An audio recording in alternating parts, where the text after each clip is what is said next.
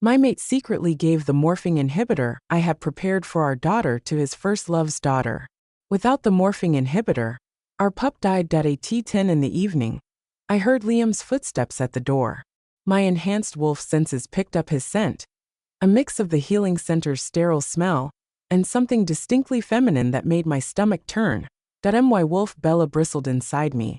No longer recognizing the mate she had once adored, I sat quietly in the dark living room, holding Isla's white porcelain urn close to my chest. The moonlight streaming through the windows cast long shadows across the floor.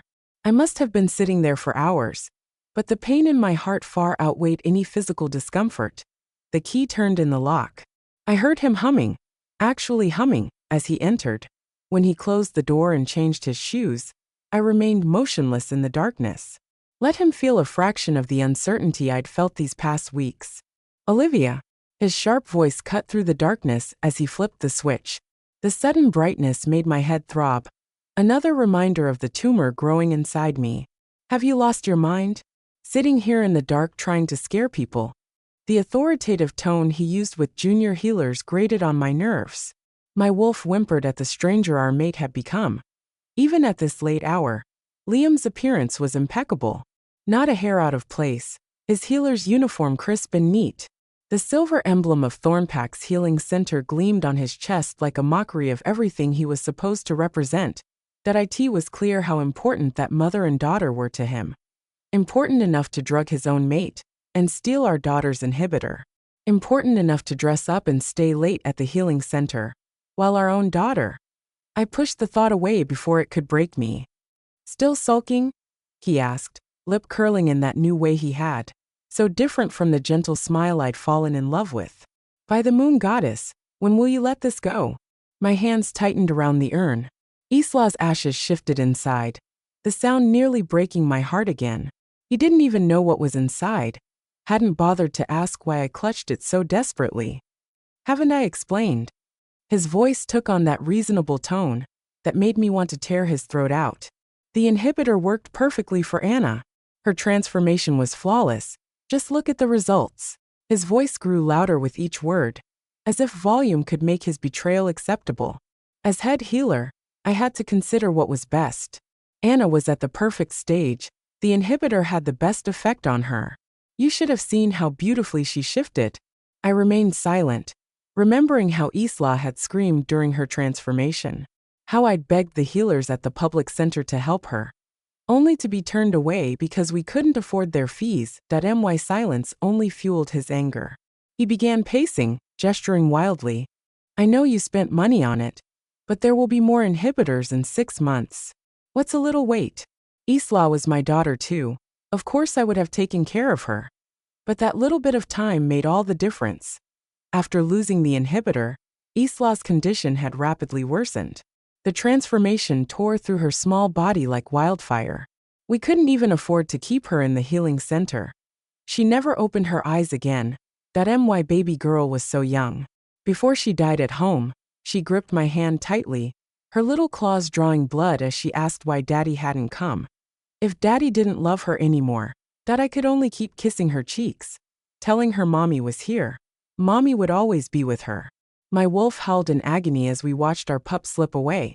Until she closed her eyes for the last time, Isla never got to see her father one final time.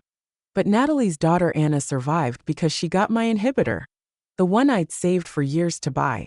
Seemingly finished with his lecture, Liam pulled off his uniform jacket. The scent of another she-wolf clung to it so heavily that my eyes watered. Take this and wash it until it's white as snow, like you always do. He tossed it at me carelessly. And why isn't dinner ready? Have you just been sitting here all day like some statue? When I didn't move to catch the uniform, letting it fall to the floor, his eyes flashed with anger. His wolf stirred beneath his skin, showing in patches of fur that rippled across his neck. What's wrong with you? Get up and do your duties. His gaze fell on the urn in my hands, and his lip curled. And put that ugly thing away. It's morbid to keep it out like this. What kind of decoration is that anyway? He strode over, reaching for the urn. I said, put it away. My heart stopped as his hands closed around the porcelain. I lunged forward, but my weakened body betrayed me. The tumor made even simple movements difficult now. Don't you dare. I started to say, but my voice cracked. Something in my expression must have warned him. He paused, still holding the urn, his eyes narrowing as he really looked at me for the first time tonight. What's so special about this thing? He asked, his tone suspicious. You've been acting strange ever since. I looked up, meeting his eyes, and spoke with deadly certainty. I want to dissolve our mate bond. Liam froze, his face showing shock. The urn trembled in his hands for a moment before he set it down, as if suddenly afraid of breaking it. What did you say?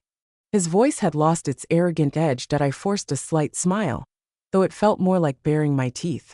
I said, Liam, I want to break our mate bond. Completely and irrevocably. I slid the prepared statement of severance across the table. In the harsh electric light, I watched him stand without moving a muscle. This is my written statement.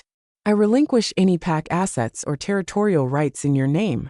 The Joint Council opens at 9 tomorrow morning. Don't forget to bring your clan identification. For a moment, the air in the living room seemed to freeze. Even our wolves fell silent. Liam's face darkened with rage, his wolf pushing to the surface as his eyes glowed golden.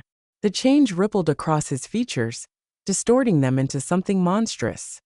Enough, he snarled, fangs lengthening. You're really going to make this into a big deal? Isla is a Thornpack pup, and she'll stay that way. Don't even think about taking her back to Stormpack. His posture became threatening, trying to force me into submission like he'd done so many times before. I remained unmoved, my voice cold and clear. Liam, I'm dissolving our mate bond. This isn't a negotiation. His face instantly turned cold, followed by a mocking laugh. So you're trying to threaten me now, are you? He retrieved his uniform from the floor and put it back on, his face tight with anger as he turned toward the door. Clearly, Liam had decided to avoid the confrontation. He wouldn't be spending the night in our home. At the doorway, he turned back with a cold warning. Olivia, let me tell you something. Even if we do dissolve the mate bond, Isla's guardianship will definitely be mine. Don't make me take this to the pack court. You'd better not regret this. With those words, Liam slammed the door behind him, the sound echoing through the empty home. The living room returned to its suffocating silence. I stroked the white porcelain urn, as if soothing a frightened pup. From his entrance to his departure, Liam hadn't once asked if his daughter was in pain today, if she was sleeping well this late at night, that he hadn't even bothered to control his volume. The door slammed loud enough to wake any sleeping pup. From start to finish, he didn't ask what the white porcelain urn I was holding in my hand was, and I couldn't believe he hadn't seen it at the treatment center. The next morning, I waited punctually at the entrance of the Joint Pack Council. The morning air was crisp with the scent of autumn, but I barely felt the cold after 9 o'clock passed. When Liam still hadn't appeared, I decisively called him. His agitated voice immediately burst through the phone. Olivia, is throwing tantrums all you know how to do? Are you deliberately trying to make things difficult for me? I kept my voice steady, though my wolf Bella was snarling inside. Come sign the severance statement, Liam. I don't have time for your games. I have surgery scheduled.